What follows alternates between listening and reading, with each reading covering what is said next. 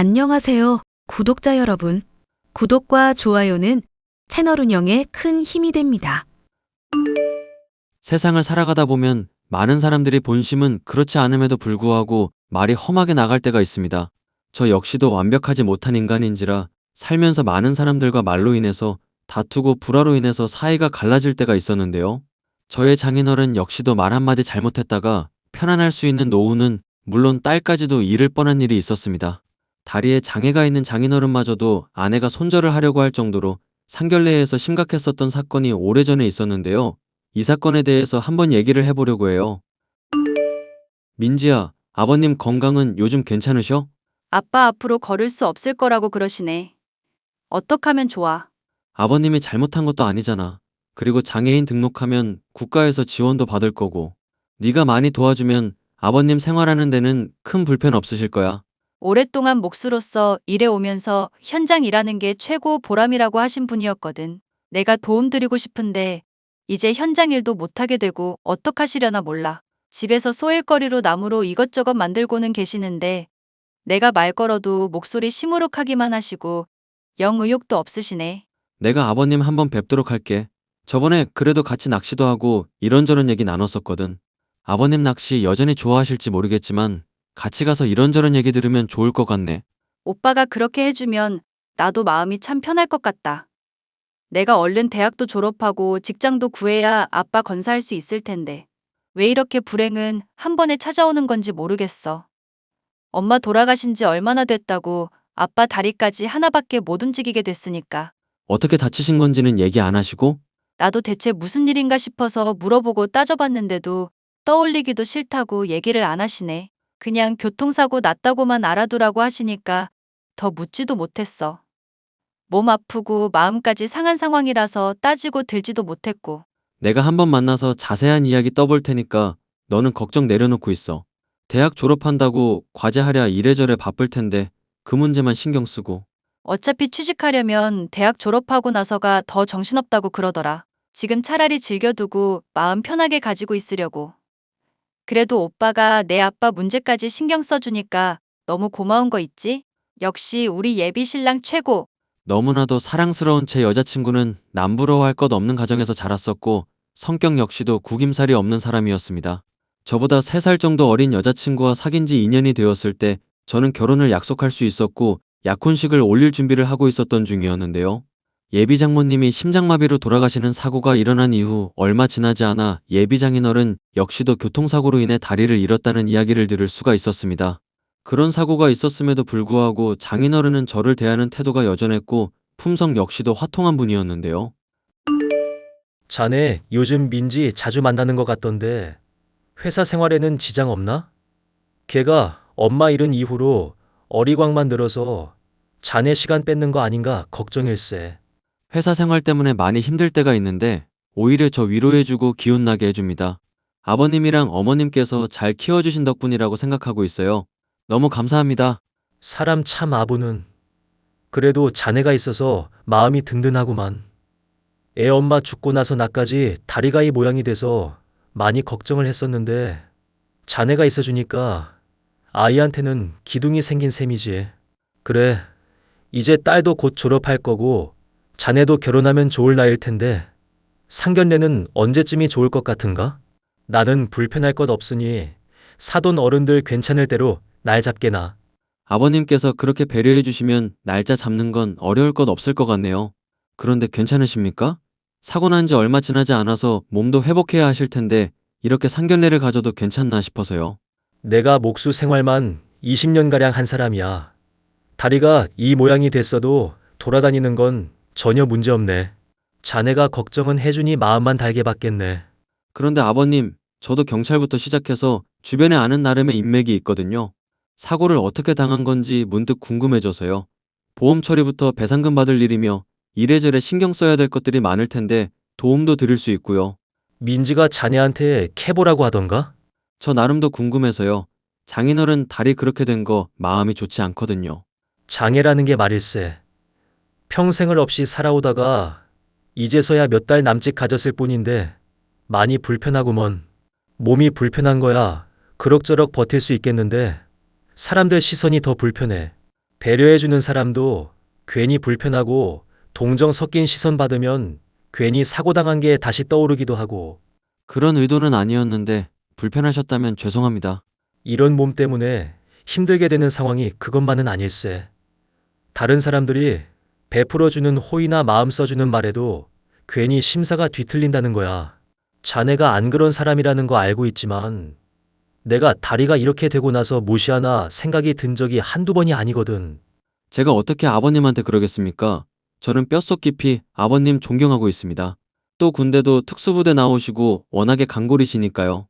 자네가 아부를 좀 할 줄 아는구만. 그래, 자네 말하는 거면 인상이며 워낙 좋아서 자네에 대해서 내가 잘 모르고 있었네. 우리 딸 안목이 어련히 좋겠거니 생각하고 있었지만 자네라는 사람에 대한 신뢰가 있기 때문이었어. 그래서 말인데 자네 군대는 어디 나왔나? 네, 저는 공익이었습니다. 허리 디스크가 있어서요. 지금 자네 몸을 보면 전혀 호리 디스크 같지가 않은데 공익이라니 믿기지가 않는구먼. 네, 제가 허리가 많이 안 좋아서 오히려 근육을 길렀거든요. 그것 때문에 헬스장 다니는 취미도 생겼고요. 남자는 자고로 말이야 군대를 다녀와야 어른이 되는 법일세. 자네가 공익 나왔다니 어쩔 수 없는 일이지만 아쉽긴 하구만. 앞으로 알아가는 동안 더 실망시켜드릴 일은 없을 것 같습니다. 아버님 마음에 들 수 있게 제가 더 노력하고 민지한테도 제가 앞으로 더 잘하려고 하겠습니다. 그래, 자네만 믿고 있겠네. 뭐? 아빠가 오빠 공익이라고 무시했다고? 그게 진짜야? 농담식으로 하신 말씀이야. 나도 별 생각 없이 받았고, 그런데 나도 내심 공익 출신이었던 것 때문에 군대 얘기 나올 때마다 스트레스 받는 편이긴 하거든. 그런 거 생각하면 아버님도 많이 화나실 것 같고 마음 상하실 것 같아. 남자로서 몸이 불편하다는 게 다른 사람들에게 괜히 위축되는 일이거든. 오빠, 지금은 허리 디스크 앓고 있는 사람 같다는 생각 전혀 안 들고 몸 좋아서 그냥 멋있기만 한걸? 당장 군대 가도 될 것 같아. 그럴까? 아버님 마음에 들 겸 다시 군대 다녀올까? 농담으로 한 말인 거 알지? 군대 가면 나 기다릴 마음 없으니까 생각 잘해. 알지. 이미 병역 의무 치른 셈이니까 걱정 안 해도 돼. 참, 아버님이 상견례 날짜 편할 대로 잡으라고 하시던데 너는 언제쯤이 좋을 것 같아? 물론 아버님은 언제든 괜찮다고 하셨지만 아버님 컨디션 괜찮을 대로 잡는 게 좋을 것 같아서. 아빠는 한 말 어디 가나면 지키는 편이라서 정말로 아무 때도 괜찮을 것 같아. 그러니까 걱정 말고 편할 대로 잡아. 상견례 날짜부터 저와의 만남에서도 줄곧 농담도 해주시고 배려를 해주시는 예비 장인이었기 때문에 저는 결혼 생활을 잘 해나가면서 장인어른과 사위의 사이도 좋을 거라고 생각했습니다. 그런데 이런 저의 생각은 상견례 자리에서부터 박살나고 말았죠. 처음에는 분위기가 좋았습니다. 하지만 저희 아버지와 제가 하는 일에 대해서 들으신 이후로부터 갑자기 아버님이 얼굴이 시뻘개지시더니 화를 매는 일이 있었죠. 지금 버스 운전을 한다고 하셨습니까? 사돈은 물론 사위 될 사람까지 버스 운전을 한다고요? 네, 맞습니다. 저는 군대에서 운전병도 했어서 자식도 운전병으로 가길 바랬는데 허리가 아픈 바람에 공익 간 게 좀 많이 아쉽네요. 그래도 저 닮아서 운전 실력도 좋고 제법 잘 모는 편입니다. 어디 멀리 가실 일 있으시면 얼마든지 시키세요. 지금 그게 문제가 아니지 않습니까? 버스 운전수라고? 자네 나한테 얘기해보게. 그동안 버스 운전 중인 거 왜 숨기고 있었나? 아버님이 저한테 물으신 일도 없었고 저도 말할 일이 없어서 그랬죠. 회사 다닌다고 알고 있으시길래 그러려니 하고 넘겼었고요. 실제로 버스 회사에서 운전만 하는 게 아니라 회사 업무도 보고 있습니다. 말이 그렇다는 거지. 버스 운전을 하는 버스 운전사라는 얘기 아닌가? 버스 운전사라는 것들 말이야. 교양도 없고 배우지 못해서 인생 막창인 것들이 하는 일 아닌가? 마음 같아서는 그런 직업은 싸그리 없어져야 된다고 생각하고 있네. 그런데 자네나 사돈. 아니, 자네 아버지나 똑같이 버스 운전사라고? 야, 정민지. 이게 대체 무슨 말도 안 되는 소리냐? 사돈, 지금 술 때문에 많이 흥분하신 것 같은데 조금 진정하시죠. 여기 냉수라도 좀 드시고 가라앉히세요. 애들 결혼식 앞두고 서로 얼굴 보는 좋은 자리에서 얼굴 붉히시면 안 좋잖아요. 저보고 이래라 저래라 하지 마십시오. 세상에 버스 운전 사람이 고작 버스 운전수 주제 귀하게 자란 우리 딸을 넘봐? 자네 제정신인가?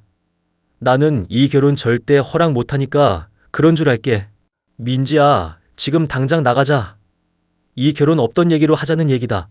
술을 많이 마셔서 그런 것인지 아니면 다른 부분에서 화가 난 것인지 급발진을 하며 상견례 자리를 박차고 나간 예비장인. 여자친구를 비롯해서 저와 가족들이 깜짝 놀라서 어찌할 줄을 몰라 하고 있었는데요. 여자친구는 저와 가족에게 미안하다고 사죄하며 고개를 꾸벅 숙인 이후 아빠를 모시고 나갔습니다. 식당에 다른 손님들이 다 쳐다볼 정도로 고래고래 소리를 지르며 흥분했던 예비장인의 얼굴이 도저히 잊혀지지가 않았었죠. 아버지 역시도 크게 분노해서 결혼을 당장 그만두라면서 제게 큰 소리를 칠 정도였습니다. 잘 됐다. 네 수준에 맞지 않는 집안이랑 결혼한다고 해서 나도 기분이 많이 안 좋았어. 그런데 저쪽에서 오히려 결혼 파토 내자고 얘기를 해주니까 나도 속이 후련하구나. 아빠, 민지한테 들어보니까 무슨 일인지 모르겠지만 그날 기분 나쁜 일이 있었던 것 같다고 그랬어. 원래 아버님이 그럴 사람이 아닌데 그때는 정말 왜 그랬는지 나도 모르겠다. 사람이 하는 말이 그 사람의 인격을 결정하는 거다.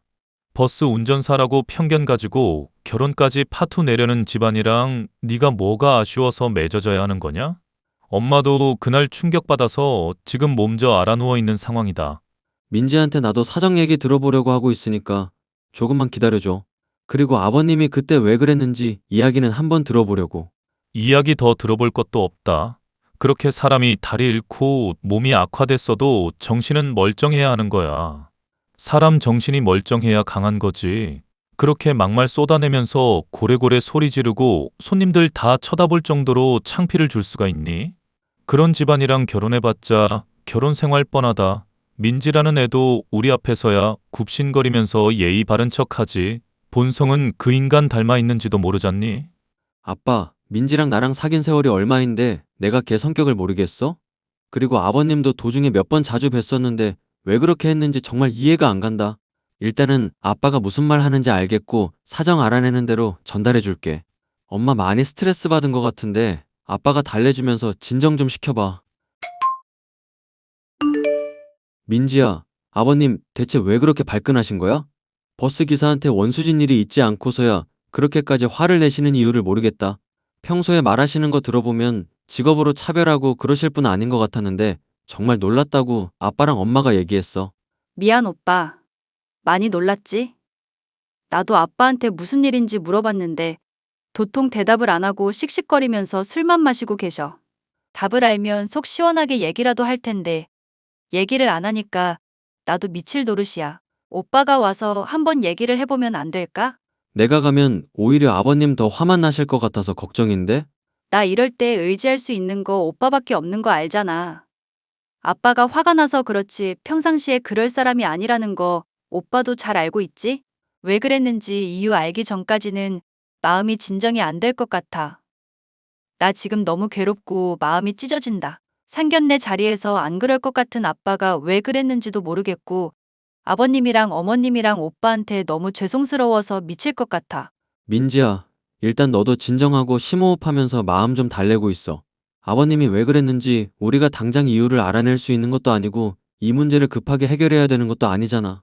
결혼식이야 언제든지 날짜 잡고 올릴 수 있는 거니까 진정해. 아버님이랑 어머님이 나까지 안 좋게 보면 어떡하지?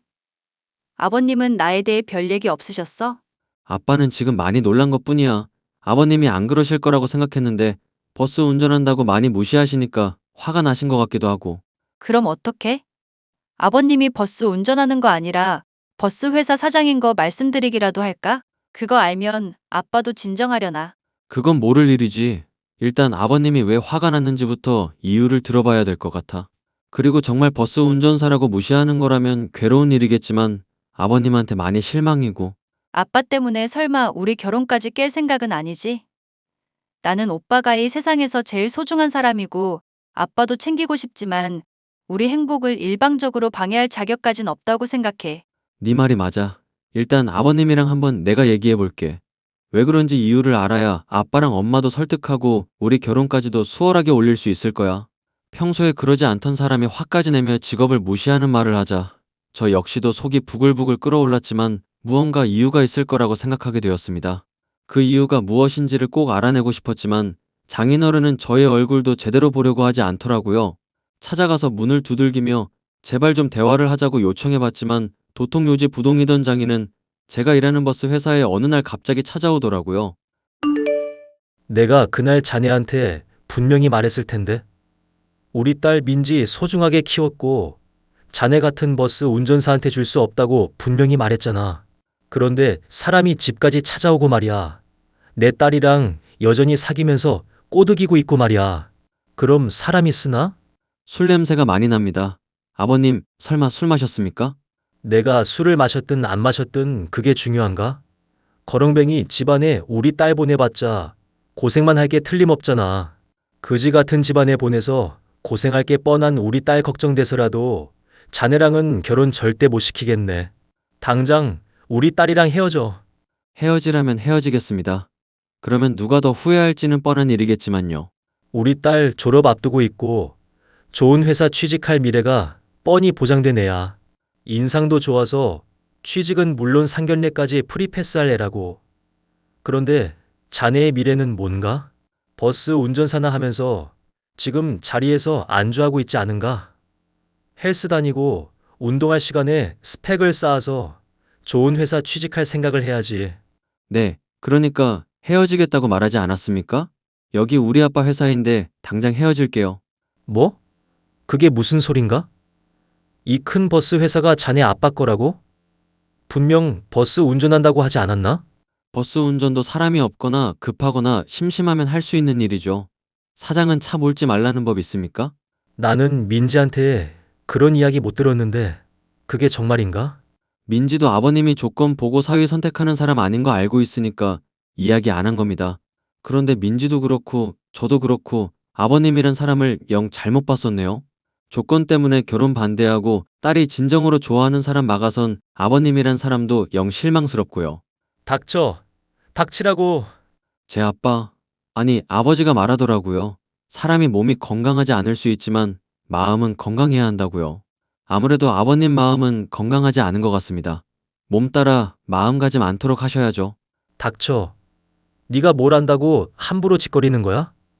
니까짓 게 돈 좀 번다고 이정훈애를 무시해?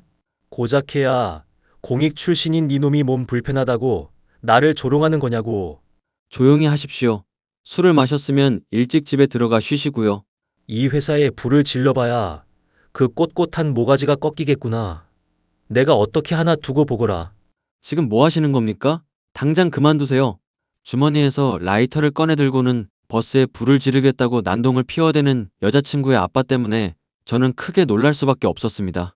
결국 경찰에 신고를 하게 되었고 소동이 잠잠해진 뒤에 저는 여자친구와 이 문제를 놓고 이야기하기로 했습니다. 제 아빠가 버스 회사를 운영하는 사장이라는 것을 알고 있음에도 불구하고 여전히 결혼을 반대하는 예비 장인의 마음이 도무지 이해가 가지 않았죠.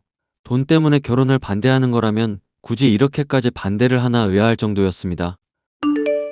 아빠가 대체 왜 이러는지 나도 울면서 호소해보고 얘기를 해봤는데 소용이 없더라. 오빠한테 준 상처 생각하면 내가 함부로 결혼 얘기도 할 수 없을 것 같아. 오빠 말대로 우리가 헤어지는 게 맞는 것 같고.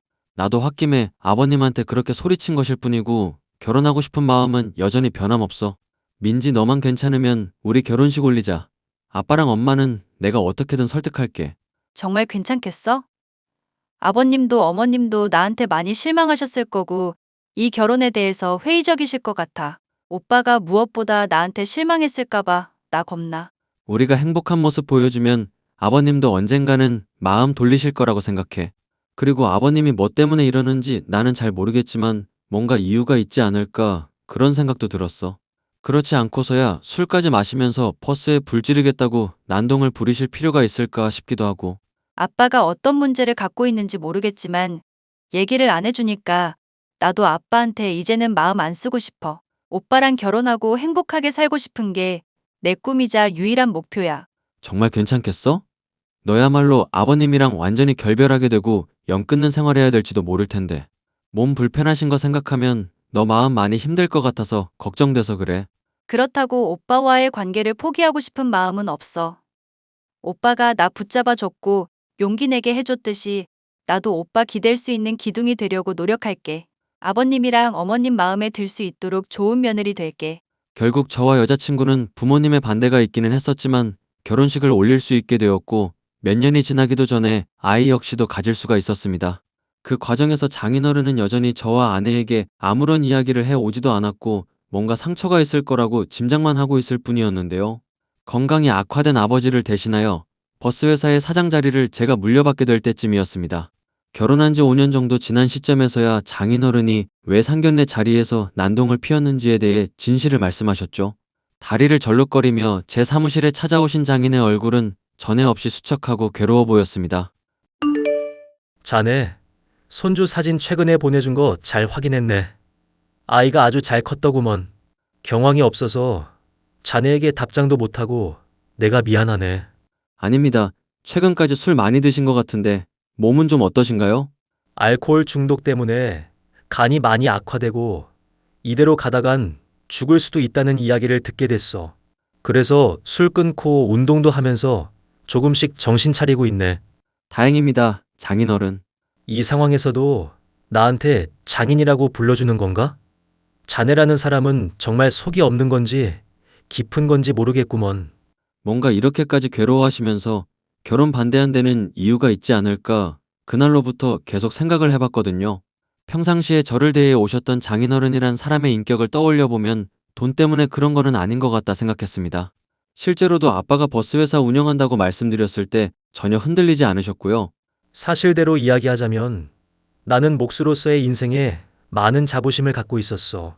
그런데 갑자기 사고를 당하고 나니 인생이 허망하게 느껴지고 이대로 차라리 죽는 게 낫지 않은가 그런 생각도 들더구먼.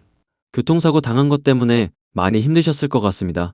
그 고통은 제가 조금이라도 이해할 수 없을 것 같고요. 그러니까 더더욱 말씀을 해주시길 바라는 마음이고요.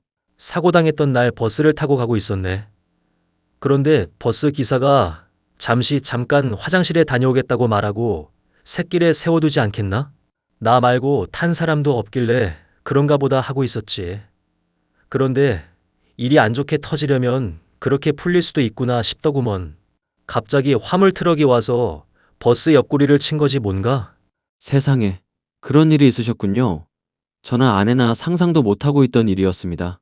물론 머리로야 자네나 사돈 양반이나 전혀 잘못 없다는 걸 알고야 있지.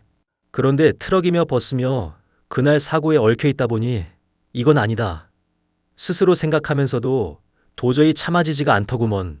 물론 버스 기사한테 사과도 받고 보험금도 나오고 배상도 받을 수 있었다지만 이걸로 먹고 살 수 있을까 걱정도 되고 딸 생각하면 많이 착잡하더군.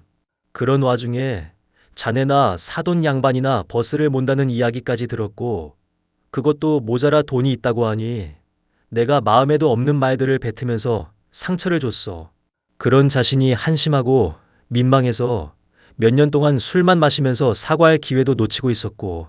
장인어른은 아빠와 저에게 화를 내며 결혼을 반대했었던 이유에 대해서 진실을 털어놓으셨습니다. 버스 운전을 하기 때문에 결혼을 반대했던 것이 아니었고 돈을 못 벌기 때문에 귀한 딸을 못 준다고 했던 것이 아니었죠.